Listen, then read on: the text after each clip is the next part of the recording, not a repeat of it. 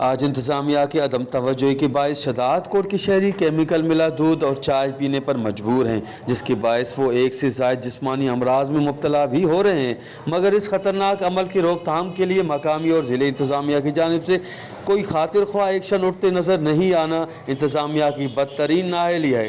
अॼु उहो दौर जेतिरो दुनिया अॻिते वधी चुकी आहे, असां पाकिस्तान में ख़ासि करे असांजे सिंध जे शहरनि में एतिरो असरु लॻो पियो आहे। जेका बि शइ ग़लति आहे उन जे लाइ को सरकारी नुमाइंदो चवण लाइ तयारु ई न आहे। जंहिंखे जीअं वणेसि उहे करे कोई बि पुछा करण वारो न आहे। पोइ चाहे आवाम मरे या बचे, ही सरकारी जेके अमलदार आहिनि इहे रिश्वतखोरी जे तरफ़ ऐं पंहिंजो माल ठाहिण जी तरफ़ आहिनि, इन्हनि जो कोई बि आवाम सां तालुक़ु न आहे।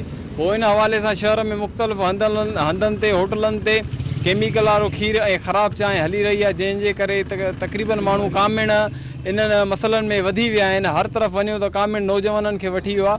त तंहिंजे करे असां वसवारनि खां इहा अपील कंदासीं त महिरबानी करे इन्हनि जेके बि खीर वारा आहिनि या ग़लति जेके बि शयूं हली रहियूं आहिनि उन्हनि जे ख़िलाफ़ु तदारुक करे उन्हनि खे अमल में आणे ऐं उन्हनि नोटिस वठी उन्हनि खे गिरफ़्तार कयो वञे। केमिकल वारी चांहियूं या उनजो खीर जेको बि हले थो होटलनि ते या ईअं आम हले थो, उहो सिहत जे लाइ नुक़सानकार आहे।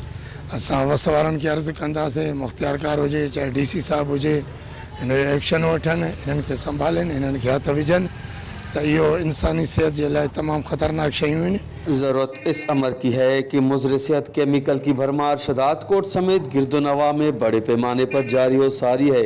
बस ज़रूरत है ज़रूरी इक़दाम उठाने की, जो ताहाल इंतज़ामिया की जानिब से उठते नज़र नहीं आ रहे। कैमरा टीम के साथ गुलाम अली ब्रावई, वश TV शदादकोट।